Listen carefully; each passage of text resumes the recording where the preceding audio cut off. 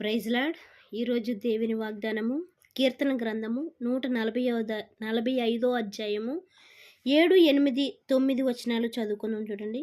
నీ మహాదయాళత్వమును గూర్చియు కీర్తిని వారు ప్రకటించెదరు, నీ నీతిని గూర్చియు వారు గానము చేసెదరు.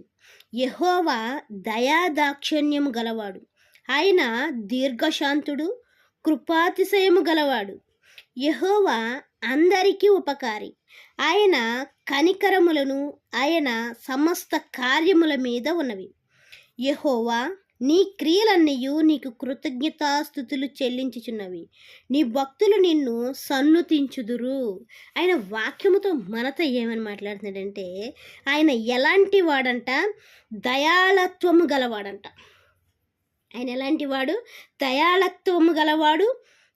ఇంకా ఆయన చూడండి, దయా దాక్షిణ్యము గలవాడు. ఏంటంట? ఆయన దయలేనివాడు కాదు, దాక్షిణ్యం ఇవ్వలేనివాడు కాదు, దయా దాక్షిణ్యం గలవాడైన. ఇంకా ఏమని చెప్తున్నాడంటే, ఆయన దీర్ఘశాంతుడు, కృపాతిశయము గలవాడు. మనమైతే మనకు దేవుడు చేసిన దాన్ని బట్టి కృప చూపించకుండగా, కృతజ్ఞత చూపించకుండగా దేవునిని మర్చిపోయేవారిగా ఉంటాం. కానీ దేవుడైతే నువ్వు ఎప్పుడైతే స్తుతిస్తున్నావో, ఎప్పుడైతే ఆరాధిస్తున్నావో, ఎప్పుడైతే ఆయన యందు విశ్వాసం ఉంచుతున్నావో, ఎప్పుడైతే నువ్వు ఆయన మీద ఆధారపడుతున్నావో, అప్పుడు ఆయన ఏం చేసేవాడిగా ఉన్నాడంట? కృప చూపించేవాడిగా ఉన్నాడంట. నువ్వు ఎన్నిసార్లు విడిచిపెట్టేసినా కూడా ఆయన మరలా చేర్చుకోవడానికి సిద్ధంగా ఉన్నాడు. నువ్వు ఎలాంటి పరిస్థితిలో ఉన్నా కూడా, నువ్వు ఎలాంటి దీన స్థితిలో ఉన్నా కూడా, నువ్వు ఎలాంటి పాపాత్ముడు అయినా కూడా ఆయన నిన్ను, నన్ను, మనందరినీ చేర్చుకోవడానికి సిద్ధపాటు కలిగిన దేవుడు. ఎందుకంటే ఆయన దీర్ఘశాంతుడు, ఇంకా కృపాతిశయము గలవాడు. ఏంటంట? కృప అతిశయము గలవాడంట. అంటే మనకి కృప చూపించడమే ఆయనకు తెలుసు. కానీ మనం ఏం చేస్తామంటే, ఆ కృప పొందిన తర్వాత, ఆయన దయ పొందిన తర్వాత, ఆయన యొక్క కార్యము మన కుటుంబంలో చేసిన తర్వాత మనం ఏం చేస్తామంటే మర్చిపోయేవారిగా ఉంటాం, విడిచిపెట్టేవారిగా ఉంటాం, ఆలోచించకుండా ఉండేవారిగా ఉంటాం. మన శక్తితోటి కాదు, మన బలముతోటి కాదు, ఆయన ఇచ్చిన జ్ఞానముతోటే దేన్నైనా మనం సాధించగలమనే విషయాన్ని మనం మర్చిపోయేవారిగా ఉంటాం. ఇంకా ఏమంటున్నాడు చూడండి, యెహోవా అందరికీ ఉపకారంటే అండి. కొందరికి కాదండి, ఆయన నమ్మిన వారికే కాదండి, ఆయన నమ్మని వారికి కూడా ఆయన ఎలాగున్నాడంట? ఉపకారిగా ఉన్నాడంట.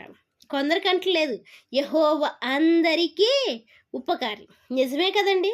సూర్యుడిలోంచి వచ్చే ఎండ, దానిలోంచి వచ్చే వేడి, దానిలోంచి వచ్చే వెలుగు, చంద్రుల్లోంచి వచ్చే వెన్నెల, ఇవన్నీ కూడా ఆయన ఏం చేస్తున్నాడు? అందరికీ ఉదయింపజేస్తున్నాడండి. కొందరికే కాదు, ఆయన నమ్మిన బిడ్డలకే కాదు, ఆయన నమ్మని వారికి కూడా ఆయన ఉచితముగా ఇచ్చేవాడిగా ఉన్నాడు. ఇంకా ఈ రోజుల్లో అయితే ఆక్సిజన్ కొనుక్కుంటున్నారండి, గాలిని కొనుక్కుంటున్నారు. ఎందుకంటే ముక్కులోని ఈ కరోనా వైరస్ వల్ల ఊపిరాడకుండా ఉండేదిగా ఉంటుంది. అందువల్ల వాళ్ళు ఏం చేస్తున్నారంటే ఆక్సిజన్ కొనుక్కునే వారిగా ఉంటున్నారు. అయితే ఈ గాలిని, నీరుని కూడా ఆయన ఎలా ఇచ్చేవాడిగా ఉన్నాడంట? ఉచితముగా ఇచ్చేవాడిగా ఉన్నాడు. ఎవరికి ఇస్తున్నాడండి? ఆయన నమ్మిన బిడ్డలకే ఇస్తున్నాడా? కాదండి, ఆయన నమ్మని బిడ్డలకు కూడా ఆయన అందరికీ ఉపకారి. ఆయన అందరికీ ఉపకారి, కొందరికి కాదండి, అందరికీ ఉపకారము చేసేవాడిగా, అందరికీ ఉచితముగా ఇచ్చేవాడిగా, అమూల్యమైన వాటిని ఆయన మనకి ఉచితముగా ఇచ్చేవాడిగా ఉన్నాడు. అయితే ఆయన చేసిన కార్యములను మనం ఏం చేయాలంట? చూడండి, ఆయన కనికరమును ఆయన సమస్త కార్యముల మీద ఉన్నది. యెహోవా, నీ క్రియలన్నీయు నీకు కృతజ్ఞతాస్తుతులు చెల్లించుచున్నవి. ఆయన చేసిన మేలును బట్టి మనం ఏం చేయాలంటున్నాడు? కృతజ్ఞతాస్తుతులు మాత్రమే ఆయన కోరుకునేవాడిగా ఉన్నాడు. అది చెప్పడానికి కూడా మనకి బద్ధకమే. అసలు ఆ కష్టం నుంచి విడిపించబడడానికి ప్రార్థన చేయడానికి కూడా మనకి బద్ధకమే. అయితే విడిపించడానికి ఆయన సిద్ధంగానే ఉన్నాడు. విడిపించబడడానికి నువ్వు, నేను, మనం అందరం సిద్ధపాటు కలిగి ఆయన ఇచ్చే ఉచితమైన కృపను పొందుకోవడానికి సిద్ధపాటు కలిగి ఉందాం. దేవుడిచ్చిన పరిశుద్ధ వాక్యం దీవించిన గాక. వాక్య పరిచర్యలో మీ సహోదరి. ఆమేన్.